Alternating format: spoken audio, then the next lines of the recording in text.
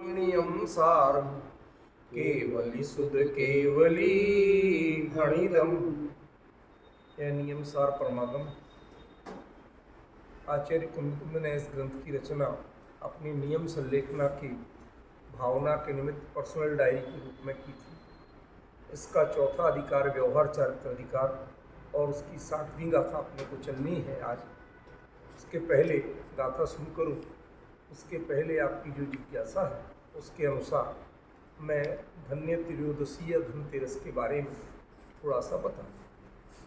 देखिए, धन्य त्रयोदशी ये जैन परंपरा में एक्चुअली कोई ऐसा अलग से पर्व नहीं है।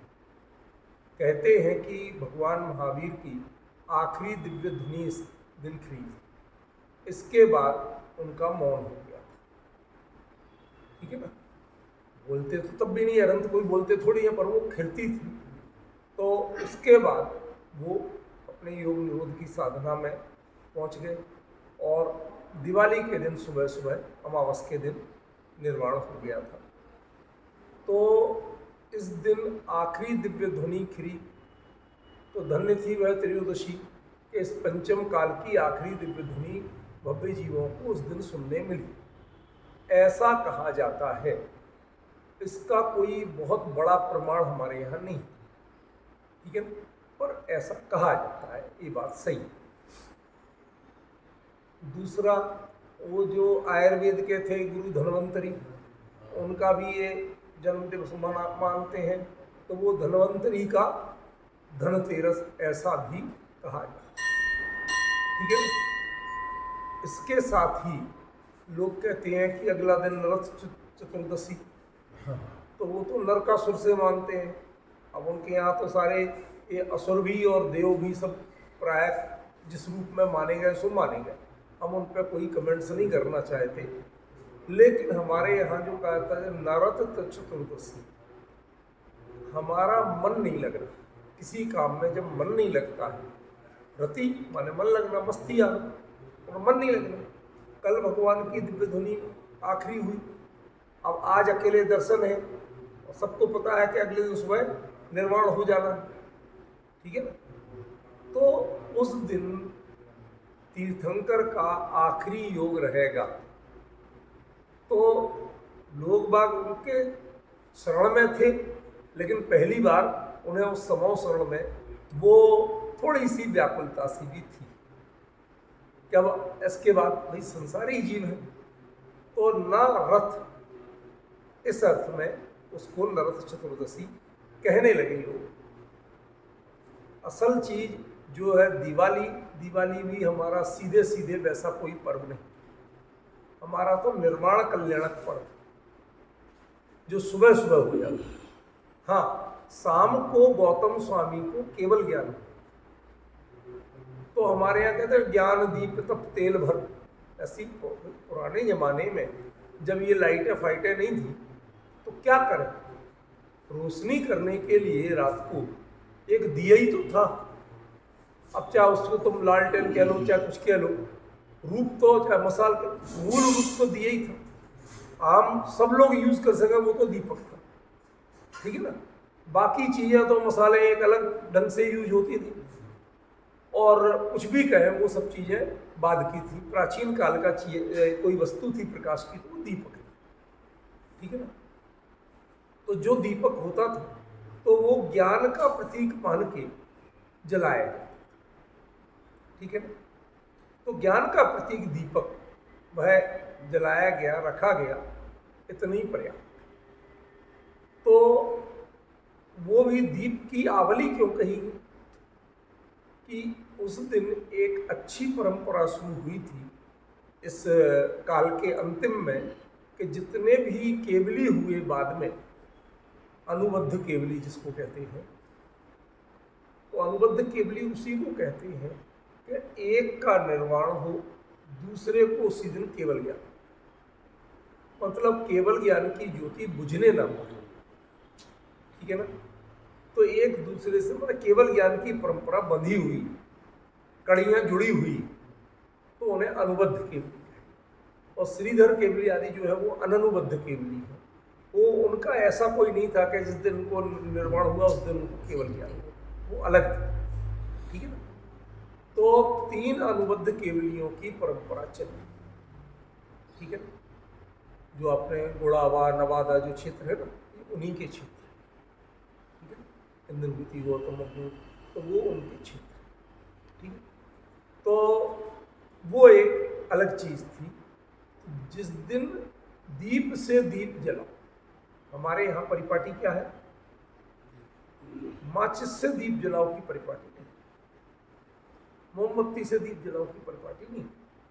मूल परिपाटी क्या है, हमारे अभी गांव में हमने देखा कि जब जलाते थे, अब तो हम लोगों ने लगभग बंद कर दिया, क्योंकि दीप जलाए जीव हिंसा उसकी जरूरत नहीं है। भाई रोशनी की बात है तो रोशनी तो हो जाएगी, लेकिन जो बात है उसमें एक बीच का जो दीप है उसको अभी वो तो जला लिया, उसके अलावा बाकी दीप उस दीप की लौ से जला, तो वो एक प्रतीकात्मक था कि दीप से दीप जला, माने एक का निर्वाण दूसरे का केवल ज्ञान, एक दूसरे का निर्वाण तीसरे का केवल ज्ञान। तो माने ये केवल ज्ञान की परंपरा, प्रकाश की परंपरा, ये बंद नहीं है। इसके लिए दीपावली शब्द प्रयोग किया गया, वरना एक दीप जलाने क्या अंतर। ये जो आवली शब्द है वो परंपरा के बाची, वो आवली माने ढेर समूह, बहुत सारे दिए जलाओ, ऐसा कुछ नहीं। ठीक है। और असली चीज तो है प्रतीकात्मक प्रकाश करना। सिंबॉलिक रूप में हमने लाइटिंग की, किसकी सिंबॉलिक, ज्ञान की, कि हमारे अंतर में भी ज्ञान का दीप जलता है, अंधेरा ना हो, मोह का अंधेरा व्याप्त ना हो। ठीक है। तो हमारा तो ये पर्वों की परंपरा इस रूप में मानी है। ठीक है। यद्यपि इनमें से जो लास्ट का है वो तो क्लियर है, शुरू के 2 के बारे में कोई हमारे आगम ग्रंथों में या कहीं कोई ऐसा फाइनल प्रमाण नहीं है। बातें आती हैं, देखो किस्से कहानियों में तो क्या क्या आता है, उसको तो अपन प्रमाण अंतिम मान नहीं सकते हैं। मूल कोई हमारा जैसे ग्रंथ है यति विश्वाचार्य का, तो तिलोय प्रणत थी, उसमें सारे तीर्थंकरों के, सारे कल्याणक, उनकी जन्मभूमि, उनकी निर्माण, इन सबका परिचय दिया। उसको 24 तीर्थंकरों के बारे में जानने के लिए उसे मेन सोर्स माना जाता है। उसमें ये बात है नहीं, आप बात समझ गए, कि जो सब वो सीधा केवली की वाणी के रूप में माना जाता है और उसमें ये बात नहीं है, लिहाजा हम इसको उस दृढ़ता से नहीं कह सकते। ठीक है। अब लोक में चला है जैन समाज में भी, तो हमने उसकी अभी जो व्याख्या चलती है उसको बता दिया सरल रूप में। लेकिन मूल रूप में इतना जानना कि ये पर्व भी जो है, ये हमारे यहाँ जितने पर्व हैं वो लोक पर्व जो है वो फसल से जुड़े हुए हैं। ये खरीफ की फसल आई, वो रबी की फसल आती है तो होली, तो ये फसल जब आती है पक के तैयार होती है, किसान के लिए मेहनत मजदूरी छूट जाती है, तो वो अपने खुश होते हैं। किसान से ही जो फसल आएगी उस फसल पे ही पूरा व्यापार निर्भर होता था पहले, तो व्यापारी भी खुश होता था क्या भाई हमारे पास आएगा बाजार में माल, उससे बिजनेस चलेगा। ठीक है ना। तो पूरा रोटेशन हमारे कृषि आधारित जीवन शैली थी, व्यापार आधारित जीवन शैली नहीं थी। व्यापार भी कृषि आधारित था। हमने बचपन में देखा कि पिताजी कहते थे बंदे को अपना सीजन आ रहा, उसमें अच्छी बिक्री हो, साल भर की कमाई हो जाएगी। तो शादी संबंध भी इस हिसाब से होते थे। आदमी के पास पैसे नहीं होगा तो कहाँ से शादी संबंध का खर्चा करेगा, तो वो सब फसल पे निर्भर करते हैं। हमारे यहाँ जितने भी अच्छे मुहूर्त हैं वो ज़्यादातर फसल के आसपास उनसे निर्भर करते हैं, क्योंकि हमारी कृषि आधारित जीवन शैली और आजीविका थी। तो ये पर्व लोक रूप में तो कृषि आधारित है, और धार्मिक रूप में आपको बता दिया कि भगवान महावीर और इंद्रभूति गौतम गणधर स्वामी, इनके जैसे जो घटनाक्रम हुए वो शॉर्ट में बता दिए। जब आपने पूछ ही लिया तो 1-2 भ्रम और निकाल दो। देखो लोक में आपस में लेन देन क्या करते हैं वो एक अलग चीज़ है, उस पर कोई कमेंट्स करना धार्मिक रूप में उचित नहीं है। लोक में तो चलता ही रहता है लेना देना, ठीक है, लेकिन धार्मिक रूप में कितना किया जाना चाहिए। धार्मिक रूप में अपना मूल पर्व निर्वाण गोला चढ़ाना, निर्वाण कल्याणक की पूजा करके निर्वाण गोला चढ़ाना। That's it. मैं इसमें और कुछ घटा बढ़ी नहीं करना चाहता। निर्वाण भगवान महावीर की पूजन की, उसमें निर्वाण कल्याणक आएगा। निर्वाण कांड पढ़ के, निर्वाण कांड भी क्यों पढ़ना, तो भगवान महावीर का निर्वाण कल्याणक है, उनका तो छंद उस समय पढ़ा जाएगा, तो फिर निर्वाण कांड क्यों पढ़ना बाकी सबका। इस बहाने हमें याद रहे कि हमारे कौन कौन से निर्वाण क्षेत्र हैं। कभी प्रोग्राम बने कहीं जाने का तो निर्वाण क्षेत्र की वंदना जरूर करें। इस भावना से हम उस दिन पूरे निर्वाण क्षेत्रों की भाव वंदना करते हैं और द्रव्य वंदना के रूप में उनका निर्वाण कल्याण कार्य चढ़ाते हैं। एक बात और बता दूं, जब आप पूछ ही रहे हो, तो निर्वाण और मोक्ष इनमें क्या अंतर है? तीर्थंकरों के निर्वाण कहलाते और सामान्य केवलियों का मोक्ष कहलाता है। इसका कोई बड़ा भारी प्रमाण नहीं, लेकिन ऐसा माना गया। परिपाटी में ऐसा देखने को मिलता है, रिफ्लेक्शन होता है, ये इंटरप्रिटेशन नहीं है। जब हम रिफ्लेक्शन से भी कोई चीज देखते हैं तो उसको अपन मानते कि नहीं मानते। घर का बड़ा यदि किसी के यहाँ गए, अब आप तो नहीं जानते बच्चे, लेकिन वो बड़ा यदि पैर छू रहा तो बच्चे भी चुपचाप उनका करे, मैं छू रहा था तुम्हारा, ये रिफ्लेक्शन क्या, उसने कहा नहीं, टोका नहीं, लेकिन समझदार लोग उसको समझ लेते हैं, तो ये रिफ्लेक्शन के रूप में है। बाकी इसका कोई बाइफर्केशन नहीं है कि साहब तीर्थंकरों का ही निर्वाण माना जाए। निर्वाण और मोक्ष में कुछ भी अलग नहीं है, एक भी प्रक्रिया अलग नहीं है। शरीर छूट नहीं है तो छूट जाता, आत्मा का निर्वाण होता, सबका वही 14वां गुण स्थान होने के बाद होता। तो कुछ भी ऐसा नया नहीं हुआ कि जिसको हम अलग कहें। तो फिर हम कैसे कह सकते हैं कि ये कुछ गड़बड़ था या अलग था या अलग नाम दें। पर हाँ, ऐसा माना गया, इसलिए अपन ने कह दिया, बाई रिफ्लेक्शन हमने कह दिया। बाकी निर्वाण और मोक्ष एक ही चीज है, सबका भी है। मैं यही तो कह रहा हूँ आपको कि निर्वाण कांड में मुकुंदाचार्य की निर्वाण भक्ति, उसकी तो अनुवाद है, तो उसमें भी यही है। मैं ये मना नहीं कर रहा हूँ, लेकिन कुछ ग्रंथों में ऋवाण गदाण मोते सिंधु कर कहा, वो सिर्फ तीर्थंकरों के लिए। बाकी सिद्धा सिद्धिम मम दिसंतु, उनको सिद्ध होना कहा, मोक्ष होना कहा, ठीक है ना। उनको निर्वाण शब्द का मूल ग्रंथों में प्रयोग नहीं किया और निषेध भी नहीं किया। तो अपन बाई रिफ्लेक्शन जो जान रहे हैं वो आपको संकेत में बता दिया। दावा इसलिए नहीं कर रहा हूं कि जब तक स्पष्ट आगम का उल्लेख नहीं मिले हमें कोई चीज का ऐसा दावा नहीं करना चाहिए। जानकारी देना अलग चीज है और दावा करना अलग चीज है, ठीक है। तो इतना क्लियर हो गया। इस पर्व के बारे में शाम को पूजन संध्या तक त्रिसंध्य अभिबंदी, श्रावक को कहा 3 बार संध्या वंदन करें। पूर्व मध्य अपराह्न की वेला राजकुमार जी पढ़ते हो नहीं पढ़ते हो, तो 3 बार हम पूजा कर सकते हैं, सुबह, दोपहर, शाम, लेकिन रात में एक। अष्टद्रव्य से नहीं कर सकते हैं, घर में 2, घर में किसी यंत्र आदि की नहीं कर सकते हैं, मात्र जिनवाणी विराजमान कर सकते हैं। ये 3 बातों का ध्यान, ठीक है ना। इन 3 बातों का ध्यान रख के अपने, हम तो नॉर्मली करते हैं, हम महावीर अष्टक पढ़ लेते हैं, निर्वाण कांड पढ़ लेते हैं, हाथ जोड़ लेते हैं, इसके अलावा हम कुछ नहीं, ठीक है ना। लाइट है वाइट है बच्चे लगा देते तो उनका कोई हमें विधि विधान नहीं है, वो तो सिंपल रोशनी है, पर इसके अलावा हम कुछ भी नहीं करते, ठीक है ना। जो पटाखे चलाने की बात होती है वो हमारे यहाँ बिल्कुल नहीं है। अन्य मतियों में उनके दूसरे कारण, वो कारण ये है कि वो व्यंतर आदि के देवों की या बुरे भाव वाले ऐसे जो क्षुद्र देव हैं उनकी सक्रियता मानते हैं, तो वो किसी को परेशान नहीं करने लगे, दूर रहे हम लोगों से। तो इसलिए वो, जैसे हमारे लिए जंगल में जैसे जब कोई रहे कुछ करे तो जाए, तो वो पहले हाका लगाना कहते थे ना, तो जानवरों को इकट्ठा करने के लिए वो शोरगुल करते, पटाखे पटाखे चलाते, वैसा है, उसका कोई धार्मिक महत्व नहीं, इतना भी नहीं, ठीक है ना। कोई का इतना हो तो इतना भी नहीं।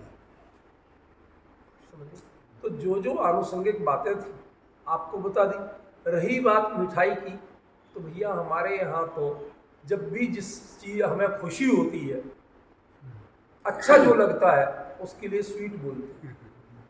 हाउ स्वीट आर यू, भाई ऐसे बोलते कि नहीं बोलते? तो कोई को खा के थोड़ी बोला, पर एक सामान्य कितना प्यारा बच्चा है, हाउ स्वीट बेबी, तो वो स्वीट का मतलब अच्छा है, खुशी है, देख के अच्छा लगा, ठीक है ना, जान के अच्छा लगा। तो भगवान का निर्वाण हुआ, जान के अच्छा लगा। गौतम स्वामी को केवल ज्ञान हुआ, जान के अच्छा लगा। हमारा जिन धर्म की परंपरा अनवरत बनी, जान के अच्छा लगा। हम इस दिन को इस रूप में याद करते हैं, और इसी रूप में अब वो मिठाई माने मिठाई अकेले नहीं है, जिससे मन को प्रसन्नता। एक और बताए, हमारे यहाँ कभी भी हो तो कोई खुशी के मौके पे, अभी भी ब्राह्मणों में तो माना जाता है, आप 56 भोग दे दो, लेकिन जब तक लड्डू नहीं मिले, जब तक उनको तसल्ली नहीं मिलती, और लड्डू देखते ही उनको आँख गोल गोल घूमती है, हाँ भाई अब लड्डू। क्यों? इसको कहते हैं मोदक। मोद माने आनंद और करने वाला, तो वो मान एक साइकोलॉजिकल माना गया कि हमारे यहाँ बूंदियाँ बनती हैं, हर एक मीठी होती है, लेकिन उनमें मेवे आदि मिला के इकट्ठा किया जाए। तो खुशी कब हो कि जब सब मिले आपस में, घर परिवार के लोग इस समय मिलते, मिलजुल के खुशी होती। सब अलग अलग होते जा रहे, हाय हेलो मैसेज भेज दिया, तो हम सब मिलके प्रसन्न चित्त होके, चाहे मंदिर में चाहे घर में, आपस में मिलजुल के चर्चा करें, अगली पीढ़ी को बताएं कि आज क्या हुआ था हमारी परंपरा। दूसरे के सबके तो मौजूद है इंटरनेट वगैरह, लेकिन हमारे बच्चों को हमारी चीज पता नहीं, तो हम पूरा बताएं कि ये इसलिए था, हमारे यहाँ इसलिए मनाया जाता है, मिठाई इसलिए खा रहे हैं, खुशी इसलिए मना रहे हैं कि आज ये हुआ, और इसका क्या महत्व है हमारे जीवन में। यदि रात को लाइट जो हाउस है या लैंप पोस्ट है वो नहीं हो, तो अंधेरे में आपको दुर्घटना का डर होता है। ऐसे ही ज्ञानियों के वचन नहीं हो तो हमारे जीवन में दुर्घटना के अलावा है क्या, काम क्रोध आदि। इसलिए उनको, ठीक है सर। तो मोटे मोटे तौर पे आपने एक बात पूछी, मैंने आसपास की, फिर दूसरी होती, तीसरी होती, जानकारी दे दी। अब अपन अपनी गाथा लेते हैं। ये रामचंद्र, ये बोलते रामचंद्र जी आए थे तो अपनी किताबों में छः महीने बनते ही नहीं कार्तिक में, तो चैत भाई में ऐसा है, वो बैसाख महीने में आए, चैत से। हाँ, मैं आपको बता तो रहा हूँ, वो अब इन लोगों के यहाँ हर चीज की जो कह दिया था उसको कैसे भी सिद्ध करें। अब हम व्यर्थ का विवाद करना नहीं चाहते, भैया तुम्हारी बात तुम जानो, तुम्हारे लोगों के बारे में हम क्या बोले। हमारे पुराणों में भी रामचंद्र जी का वर्णन है, पद्म पुराण के नाम, उसमें ऐसा कहीं। तो आप अपनी बात कह सकते हैं कि हमारे जो रामचंद्र जी थे, हमारे पुराणों में जिनका वर्णन है, उनमें ऐसा कोई नहीं, ये उसका प्रसंग नहीं। आप अपनी कह सकते हैं। आज का जमाना नहीं है नरेंद्र जी कि आप दूसरे का खंडन करते हैं, व्यर्थ की लड़ाइयाँ नहीं करना। इतनी हो गई कि वो कह के सुन के आज यही हुआ। तो भाई इसीलिए तो कह रहे हैं कि अपने बच्चों को आप सही जानकारी दो, अपने परंपरा की, अपनी आमनाय की जानकारी दो। हम कह तो रहे, तो खुद कह रहे हैं आपको, तो वो सब करना, लेकिन इस प्रपंच में नहीं पड़ना। आजकल लोग बड़े विचित्र मानसिकता के होने लगे, बात बात पे व्यर्थ के झगड़े टंटे, हम क्या लेना देना हमें इनसे, ठीक है ना। अपना लोटा छाओ और खुश रहो, हम जाने सही, अपने बच्चों को बताएं, खत्म होगी बात, ठीक है ना। इस रूप में चले। सव्वे सिंगंथाणम चागो निर्वेक भावना पुवम पंचम वदमिति भणिदम चारित्य भरम वहंतस। देखिए, इसमें आखिरी जो चरण है वहां से बात स्टार्ट होगी। चारित्र रूपी भार को ढोते हुए, ढोने वाले के। तो चारित्र भार क्यों है, इस बारे में पहले भी हमने थोड़ी सी चर्चा की थी, आपको याद हो तो, कि चारित्र भार क्यों है। कहते यदि तुम ढोगे तो भार है और खुश होगे तो भार नहीं।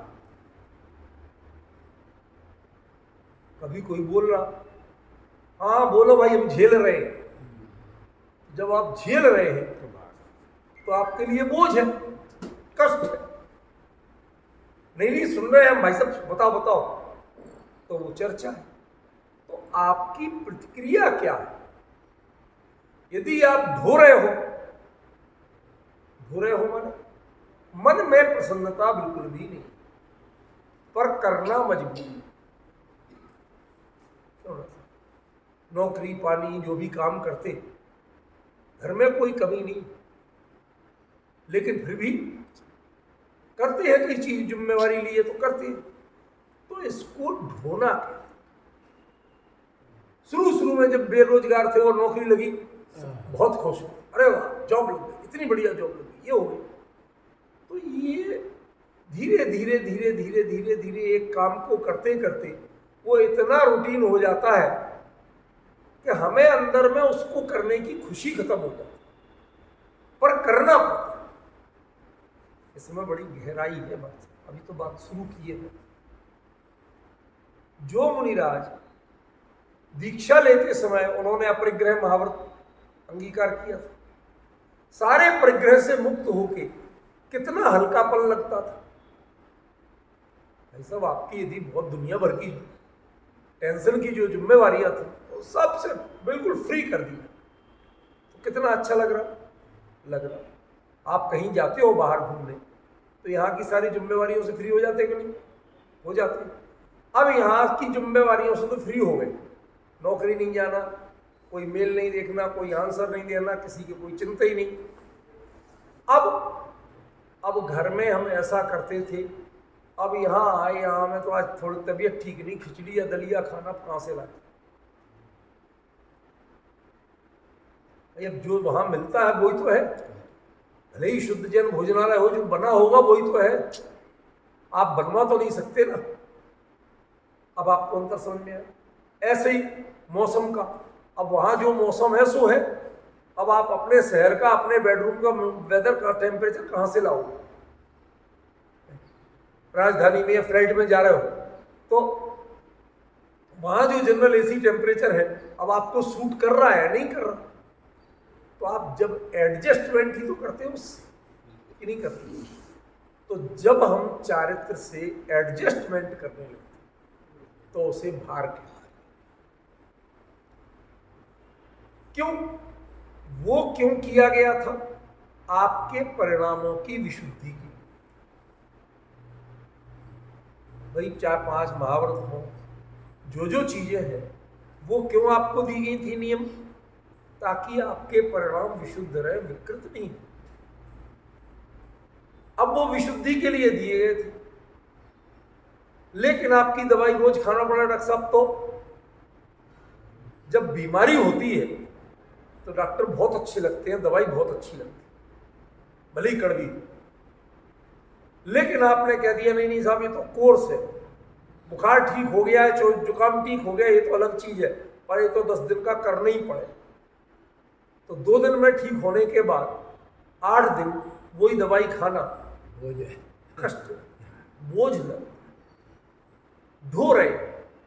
तो जब तत्संबंधी विकार मन में पैदा नहीं हो रहे तो दवाई क्यों की जा रही?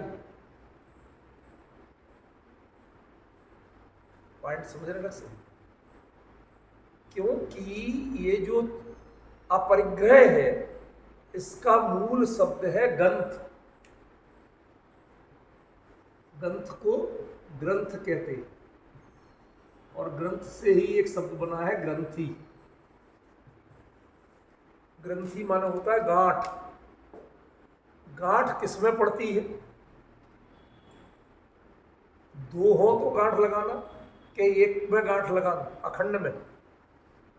खंड हो जाए तो गांठ लगाना, समझ गए? तो हमारा धर्म निर्ग्रंथ धर्म कहा,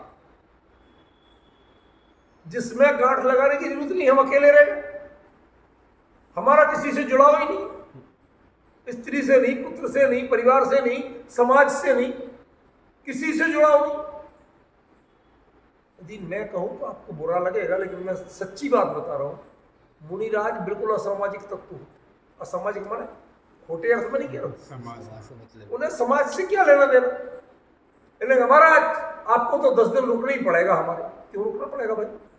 क्यों मोह जोड़ा हम तुमसे? तुम्हें अच्छा लगा ये तुम्हारा मैटर है, हमें अच्छा लगा ये हमारा मैटर। हमें सबसे बुरा वो लगता है कि जब किसी से राग जुड़ता है, और मुनिराज को जहां भी दूसरों को अपने से, अपने या दूसरों से इतना सा भी राग जुड़ता देखता है, वो फौरन निकल लेते। असली धर्म तो ये है, समझ गए? अब हमने ले लिया, नहीं भाई साहब पंचकर्णाक तक तो रोके, तो क्या हुआ? वहंतस, अब ढो रहे, इनके निपटे। आपका मन उसमें तृप्त नहीं है, आपका मन तृप्त है अपने निर्ग्रंथ पने। परिग्रह के 24 भेद, कौन कौन पता है? पहला मिथ्यात्व, 4 कसाय, 9 कसाय, ठीक है ना? ये सब मिला लो, कितने हुए? और उसमें प्रणय स्नेह जो है 15 ही हो जाते हैं अंतर। और उसके बाद बहिरंग, धन धान्य दासी दास मकान घर, ये सब मिला के जो 24 भेद हैं, इन 24 प्रकार के परिग्रह में 14 प्रकार के अंतरंग और 10 प्रकार के बहिरंग। इन परिग्रहों के प्रति यदि आपका ग्रंथी भाव है, इनसे आपको फर्क पड़ता है या आपसे इनको फर्क पड़ता है? आप यदि जुड़ेंगे नहीं तो किसी को आपसे फर्क पड़ेगा क्या? सिंपल सी बात है। आप किसी को भाव ही नहीं देंगे तो कोई आपसे कैसे जुड़े? आप बढ़िया सुनाए, देखो हमने तुम्हें कितना बढ़िया सुनाया, तुम जुड़े थे जब सुनाया कि अपनी सहज वृत्ति में सुन, तुम्हारे अंदर में जो चल रहा है वो बोला कि तुमने हमें देख के बोला? मैं सीधा सीधा प्रश्न कर रहा हूं। नरेंद्र जी, महाराज जी आए, महाराज जी समाज के लोगों की हालत देख के बोले कि तुम्हारे अंदर में जो चल रहा था वो बोला? अब आप बताओ, जो भी बोलते हैं वो क्या बोलते हैं? समाज को देख के बोलते हैं कि अंदर में यदि वो सच्चे मुनिराज हैं और उनके अंदर में जो चल रहा है उसके लिए समाज को बहुत पात्रता चाहिए, वरना कौन सुनेगा और कौन अच्छा कहेगा? उनकी अंतरंग की विशुद्धि। हम तो चाहते भाई साहब हमें महाराज जी दिवाली पे कौन सी पूजा करना? अरे जिनके पूजई का त्याग है वो कौन सी पूजा बता दे? महाराज जी दिवाली कौन से दिन मनाना, लड्डू किस दिन चढ़ाना? अब सब ने कहा अरे साहब समाज को हम नहीं बताएंगे तो कैसे काम चलेगा? तो समाज से तुम ग्रंथी भाव रख रहे हो, तुम जुड़ रहे हो, तुमने अपनी जिम्मेवारी मान ली। नौकरी से प्रयोग नहीं कर रहा हूं, जिम्मेवारी, तुमने जिम्मेवारी मान ली। अरे समाज को बताना हमारी जिम्मेवारी। क्यों है भैया? भाई जब तुम अपरिग्रही हो, तुमने सारे राग द्वेष मोह छोड़े उनसे, तो तुम्हें जिम्मेवारी का भाव क्यों है? इसका यहां पर निषेध किया। सव्वे सिंगंथाणम चाबू, सभी प्रकार के ग्रंथों का त्याग। ग्रंथ कौन? परिग्रह। परिग्रह कौन? 24 परिग्रह, परिग्रह 24 भेद त्याग करें मुनिराज जी। पढ़ते हो? तो 24 प्रकार का जो परिग्रह है, 14 प्रकार का अंतरंग, 10 प्रकार का बहिरंग, इन 24 प्रकार के परिग्रहों में करना क्या है आपको?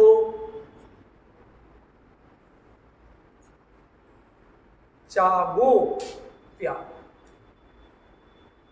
ग्रंथ और ग्रंथि, इन दोनों में अंतर है। ग्रंथ उसे कहते हैं जो हमारा जुड़ाव होता है, और ग्रंथि उसे कहते हैं जो बाहर में गांठ पड़ती है। ठीक है, यहां पर ग्रंथ का त्याग करवाया, ग्रंथि का नहीं। ये ग्रंथि सरदारों में भी तो होते हैं, ग्रंथ पढ़े हो ग्रंथि, वो अलग बात होती है। वो तो खाली ग्रंथ पढ़ने के से, ये यहाँ ग्रंथ का दूसरी है, वो नहीं। सुनो, हमारे राजकुमार जी की विशेषता है, ये तत्काल जो जानकारी आएगी दिमाग में तुरंत बताएंगे, अपडेट बहुत करते हैं। सुनो, ग्रंथ का त्याग क्यों कहा, ग्रंथि का त्याग क्यों नहीं कहा? देखो, इसका एक पुरानी कहानी है, अपने आगमों में भी आती है कि जैसे लोग ऊँटों पर सामान लेके बाहर प्रदेश व्यापार के लिए जाते थे, तो एक बार ऊँटों का काफिला 20 ऊँट थे, उन पर सामान ला दे, व्यापारी वगैरह भी, वो सब जा रहे थे। अब रास्ते में कहीं ना कहीं सराय वराय में रुकते थे रात के समय, तो वो रुके, तो 19 ऊँटों को बांधने की रस्सी तो थी, एक कहीं गिर गई थी। तो अब वो आया, कहता भाई साहब 19 ऊँट को बांध दिए, एक ऊँट खुला है, वो भाग गया, तो रात को क्या करें? तो जो प्रमुख था ना, उसने कहा उसे ग्रंथि नहीं ग्रंथ बांधो। क्या कि बाकी के लिए जैसे किया था वैसे करो। उसने कहा रस्सी तो है ही नहीं, कोई बात नहीं, रस्सी नहीं है, तुम्हें पता है, उसे थोड़ी पता है।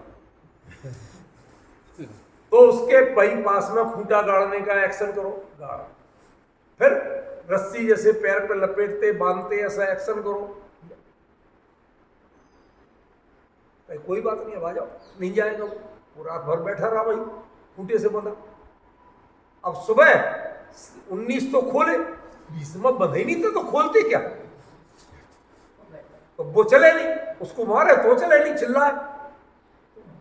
संगपति से कहा क्या चक्कर है, क्यों चिल्ला रहा?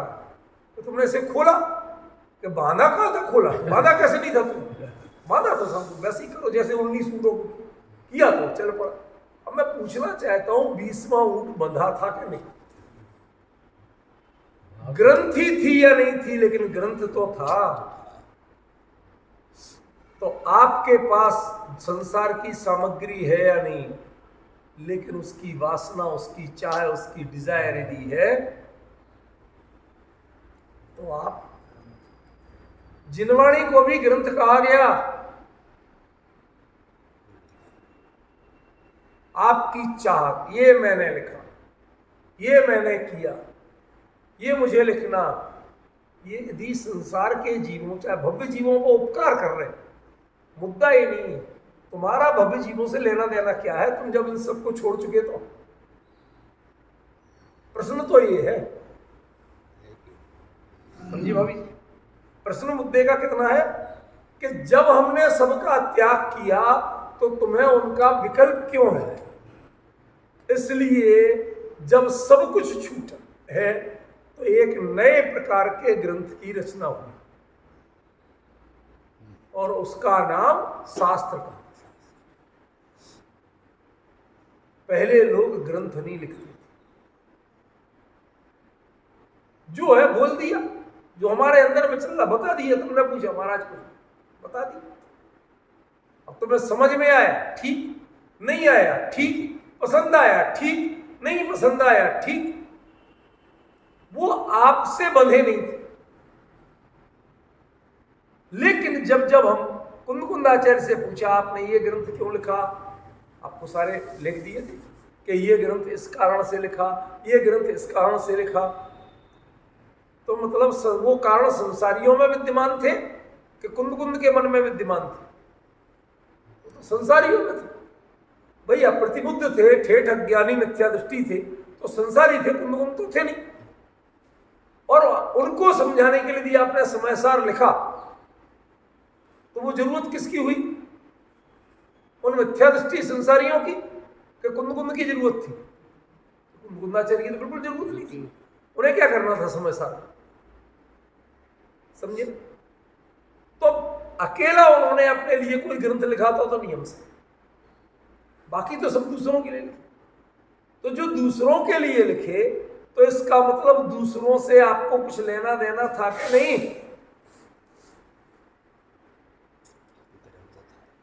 तो ग्रंथ मौजूद था, कायदे से ये गाथा लिखते समय आचार्य कह रहे हैं कि सव्वे सिम ग्रंथाणम चागो, मैं आज के बाद इन लोगों के लिए किसी ग्रंथ की रचना करने का त्याग करता, क्योंकि इनसे हमारा रिश्ता कितना। डॉक्टर साहब, जब प्रसंग आया मंदिर में, वहां जिन मंदिर स्थापित करना, जिनमें विराजमान करना, तो मन में विकल्प आया। हमने कहा भाई कोई तो अपन को संकल्प लेना चाहिए कि आज के बाद फला काम नहीं करेंगे, क्या छोड़ा। तो रात को दूध लेता था, छोड़ दी। अब आदत ऐसी पड़ी हुई थी कि वो सब सोने के पहले चाहिए। अच्छा भाई, मेडिकल साइंस भी ये है कि लोग दूध पी साउंड स्लीप के लिए अच्छा माना जाता है, उसमें कुछ ऐसे तत्व होते। अब वो जो कुछ भी कारण हो, एक तरफ जैन धर्म तो नहीं कहता ऐसा। एक कमी थी मोटी सामान्य ग्रस्तोचित जीवन में, छोड़ दी। तो आपके जीवन में कौन सा ग्रंथ था? मुकुंदाचार्य से पूछा कि जो ग्रंथ रचना करते थे ना, यही ग्रंथ था। जगत के जीवों से यही राग था, उन पे करुणा बुद्धि होती थी, लिख देते थे। फिर भाव आया, फिर लिख दिया। होते होते 84 ग्रंथ लिखे गए। अब कहते हैं सब्बे सिम ग्रंथाणम चागो, आज के बाद ग्रंथ लिखना बंद। ये तो पर्सनल डायरी है, अपने लिए लिख ले। अपने आप में गांठ थोड़ी कहलाती, गांठ तो दूसरे से जोड़ने के लिए होती। अपने आप में गांठ पड़ जाए उसे उलझन कहते हैं, गांठ नहीं कहते। गांठ नाम कब पड़ता है? जब दूसरे से जोड़ा जाए। जो आपसे पर है उससे जोड़ा जाए तो जोड़ने वाले का नाम गांठ और जुड़ने वाले का नाम ग्रंथ। जो जुड़ने का भाव है उसका नाम ग्रंथ, और जो जोड़ने की प्रक्रिया है उसका नाम ग्रंथी। ठीक है ना? तो जब हमारा किसी से जुड़ने का भाव ही नहीं है, मैं अपने लिए कुछ भी करूं, समझ गया? ये ग्रंथ गांठ नहीं है। ये यदि है तो थोड़ी सी उलझन है कि मैं अब अकेला रह गया, मैं कहीं ना कहीं अपने उपयोग का सदुपयोग करूं, ज्ञान का सदुपयोग करूं। अब कुछ भी स्मरण करना तो हमें यही पढ़ना, यही देखना कि अब मेरे लिए नियम संलेखना में क्या क्या करने योग्य कार्य हैं, उनकी लिस्ट बना ली, वो देखेंगे हमारी सब पूरा हो गया। ये हल्की सी उलझन तो है। यदि हर चीज मेमोराइज्ड हो तो इसकी भी जरूरत नहीं थी, समझ गया? पर कभी देखने की जरूरत पड़े, क्योंकि अक्सर नियम संलेखना के क्रम में कभी कभी उम्र होने पर थोड़ा स्मृति ध्वंस, मेमोरी लॉस जिसको कहते हैं, ये एक रिफ्लेक्शन होता है। ये बुजुर्गी का लक्षण है। भूल जाते हैं, जिसे कहते कहते भूल जाते हैं, करते करते भूल जाते हैं, समझ गया? कोई व्यक्ति गया बाजार कुछ लेने, रास्ते में बंदर का रास दिख रहा था, देखने लगा, आ गया वापस। ये ले आए कि क्या बंदर क्या कर रहा है कि बंदर का रास तो बंदर का रास देखने भेजा था। अब जो डांट पड़ी वो किस बात की? कि जिस लक्ष्य की पूर्ति के लिए गए थे उसको तुम भूल, इसी बात की पड़ी ना, और तो कोई खराबी नहीं थी। ठीक है, वही बात है कि तुमने जो पर से संपर्क रखा और उस संपर्क की आदत में अब तुम्हें धीरे धीरे पराश्रितता की आदत पड़ गई। तुमने दूसरों को ग्रंथ रचे, तुम्हें साइकोलॉजिकल लगता है कि दूसरे ग्रंथ पढ़ के सुधरेंगे, हमें भी कभी कभी जरूरत लगने लगी कि भाई मुझे कोई चीज जानना है, ग्रंथ देख लेते। ये पंचम काल की प्रवृत्तियां हैं। चौथे काल के प्रभाव में किसी को ग्रंथ नहीं लिखना पड़ता। समझ गए? हमें गांठ बांध लो, याद कर लो। अरे सांस लेना याद कर लो भाई, अरे नरेंद्र जी भूल नहीं जाना। इसमें क्या क्या याद करना, वो तो लेते ही है, जब तक जिंदा है जब तक लेंगे, वो याद कर करके थोड़ी लेते। तो जैसे आपके लिए सांस लेना ये रिमेंबर की इसकी कोई प्रोसेस नहीं है, याद करने की जरूरत नहीं है, ऐसे ही मुनिराजों के लिए अपना धर्म पालन करना वो याद करने की जरूरत है। वो उनकी जीवन शैली है। जब तक ये सांस लेने जैसी जीवन शैली बनेगी तब तक आपको ग्रंथ नहीं करना पड़ेगा। और जब जब आपके थोड़ा इससे डिस्टेंस बढ़ेगा, समझ गए, बाल निकालना, कपड़े पहनना, चश्मा लगाना, इनको आपको चश्मा भी देखना पड़ता है, नहीं घूम के लगाते क्यों? कपड़े कौन से, तो ठीक है आप रोज पहनते हो, लेकिन फिर भी उसका विकल्प करना पड़ता है। लेकिन सांस लेना और पलक झपकना, हार्ट बीट होना, इनके लिए सोचना पड़ता है। नहीं सोचना पड़ता। सहजता वही है धर्म की जिसका विचार नहीं करना पड़े, जिसको सोच के नहीं करना पड़े। जब तक दूरी नहीं होगी तब तक सोचने की जरूरत नहीं। अपना बेटा है तो उसके लिए जो जो करते हो उस अपनत्व भाव से, तो कभी ये जताते हो कि मैंने ये किया, मेरे अपना बेटा है, तुम नहीं करोगे तो कौन करेगा? एक साइकोलॉजिकली बनी हुई पोजीशन, उसी स्थिति को कह रहे कि धर्माचरण आपका जीवन का एक सहज अंग होना चाहिए। वो चल रहा, सोचना नहीं पड़े, और जब देख देख के सोच के करना पड़े, कहीं भूल जाए तो रिमेंबर करना पड़े, उसके लिए यदि जो लिखे जाता है उसका नाम भी ग्रंथ है। असल में तुम्हें जीवन शैली को इतना परफेक्ट बनाना है कि घड़ी देख के याद नहीं करना पड़े कि अब कौन सा प्रतिक्रमण बाकी रहा आज।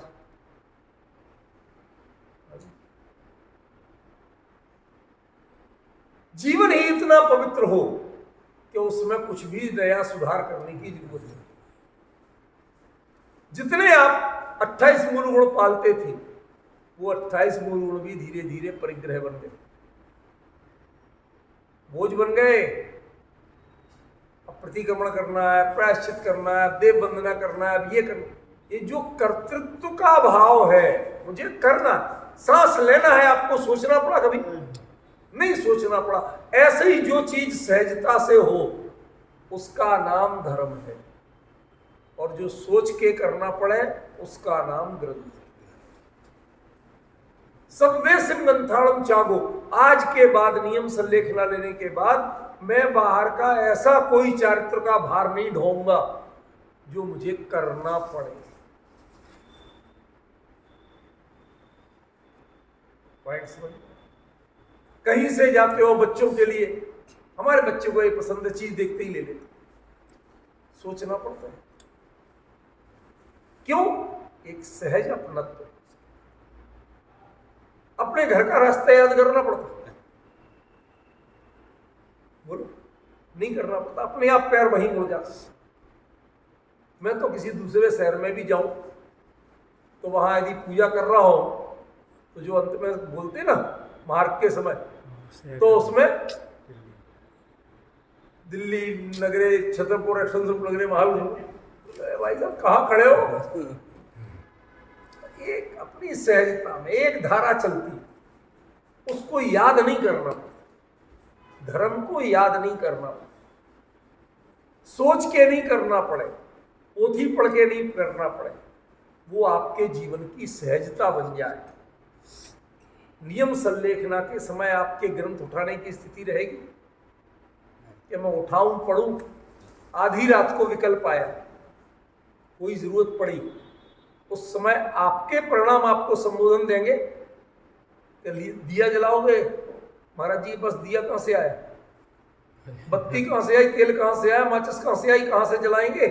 और अब वो सब चीज हो भी रखी भी हो तो वो जलाने का पाप नहीं करेंगे, क्योंकि दिया जलाना माने जीव हिंसा है ही है। और महाराज जी न कृत कार्य तन्मोदना से इसके त्यागी करेंगे ही नहीं। तो बताओ, जब रोशनी नहीं होगी तो ग्रंथ पढ़ोगे कैसे? तो ग्रंथ भी परिग्रह हो गया, ये सब भी परिग्रह। तो अब कौन साथ देगा आपका? भाई आयु कर्म का पूरा होना हो कोई ठिकाना नहीं। आधी रात को आपको लगा, आप शांत बैठे, अब चाहे कोई पंचब्रह्मेष्ठी का स्मरण करे, चाहे कोई अपने सिद्धों का स्मरण करे, चाहे अपने स्वरूप का उपयोग ले जाए, जो कुछ भी करेंगे आप स्वयं करेंगे कि कोई और करेगा?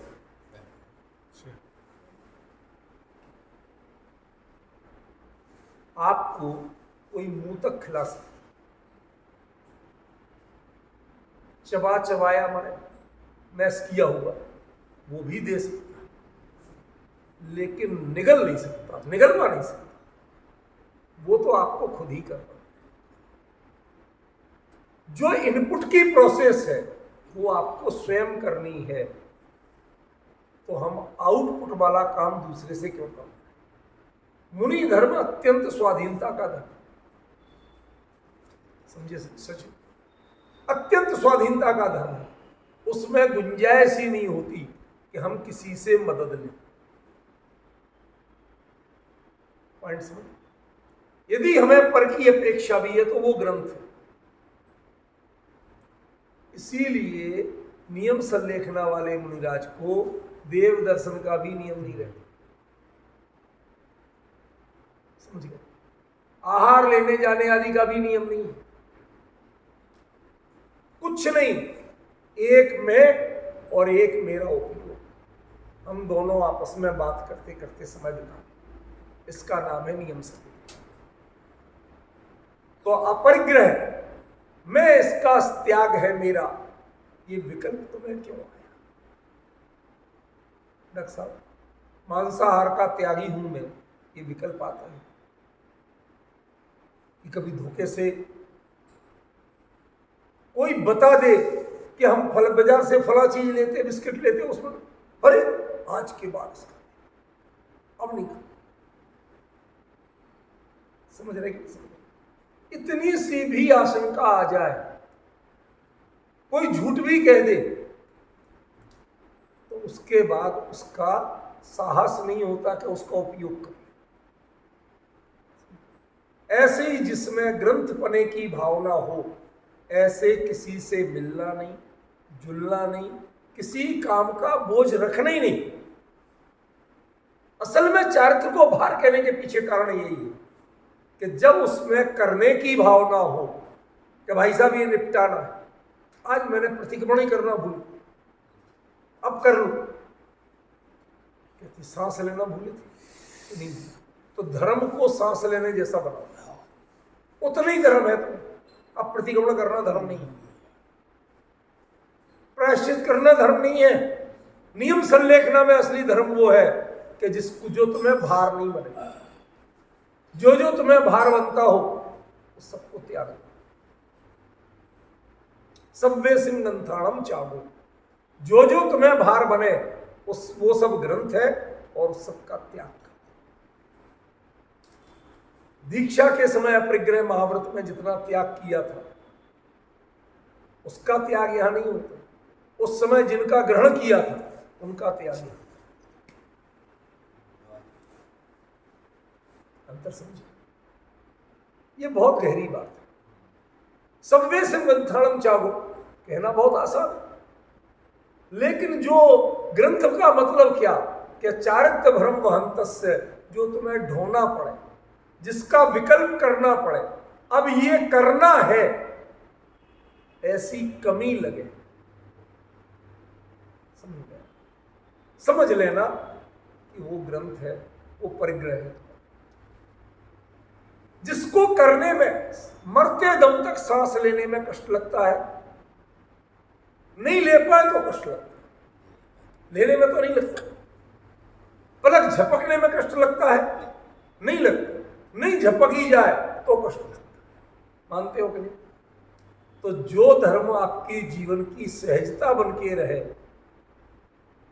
वही धर्म तुम्हें धर्म है, बाकी सारी धार्मिक क्रियाएं परिग्रह है।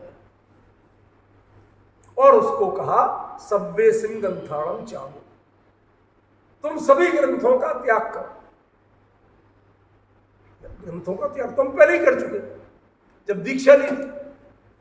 निर्ग्रंथ मुनिराज है तो ग्रंथों का त्याग तो किया ना। कहते नहीं, जो जो तुमने ग्रहण किया था, चाहे संघ के प्रति दायित्व, आपको पता है नियम संलेखना लेने वाले संघ के पद त्याग देते, यदि वो आचार्य है तो आचार्य नहीं रह सकते, आचार्य पद का पहले त्याग कर। क्यों? उसके यदि आचार्य आप बने रहते हैं तो पूरे संघ को देखना, गाइडेंस देना, किसका आशा बाहर को गए थे, क्या हुआ, क्या सब जानकारी लेना आपकी ड्यूटी रही। आप इससे बच नहीं सकते। ख्याल में आ रहा भाई? इसलिए सारा भार त्यागो। जब तक तुम्हारे मन से भार नहीं छूटा, अच्छे अच्छे महाराजियों से आप यदि जो सच्चे हैं, सच्चे मतलब कम से कम व्यवहार चरित्र में तो दृढ़ हैं, उनके पूछो, उनकी चले। थोड़ा सा विहार ज्यादा हो जाए, पहुंचना था 10 किलोमीटर 5 किलोमीटर ज्यादा चलना पड़ जाए, कुछ हो, अरे आज तो फला प्रतिक्रमण छूट, आज फला काम छूट, इसका मतलब आपके लिए वो बोझ था, आवश्यकता नहीं थी, बोझ था। सांस जीवन की आवश्यकता है, वो हर परिस्थिति में ली जाती है। धर्म यदि जीवन की आवश्यकता है तो वो हर परिस्थिति में हो जाना चाहिए, चलते हुए भी हो जाए, बैठे हुए भी हो जाए, लेटे हुए भी हो जाए, उसके होने में बाधा नहीं। और आ जाए बाधा तो फिर वो चरित्र वहम वहम, तस्से फिर तो आप ढो रहे हो, फिर आप कर नहीं रहे। डिफरेंस ख्याल में आएगा सर। इसलिए इस गाथा को अभी हमने मोटे मोटे तौर पे बताया, पूरा खुलासा अगली बार करेंगे, लेकिन आपको बेसिक बात तो समझ में आएगा। असली मुद्दे की बात ये कि जब तक आपको भार लग रहा है, जिसके करने में आपको कंटाला आता है, अब ये करना है ऐसा लगे, तब तक वो धर्माचरण भी आपके लिए ग्रंथ यानी परिग्रह है। और अब नियम संलेखना लेनी है तो सारे ग्रंथों का त्याग करो, जो तुम्हारे इधर डिस्टर्ब करते हैं ना, उन सबका त्याग करो। और नहीं कर पाते हो तो नियम संलेखना नहीं। ठीक है? क्यों नहीं होगी, इसका उत्तर है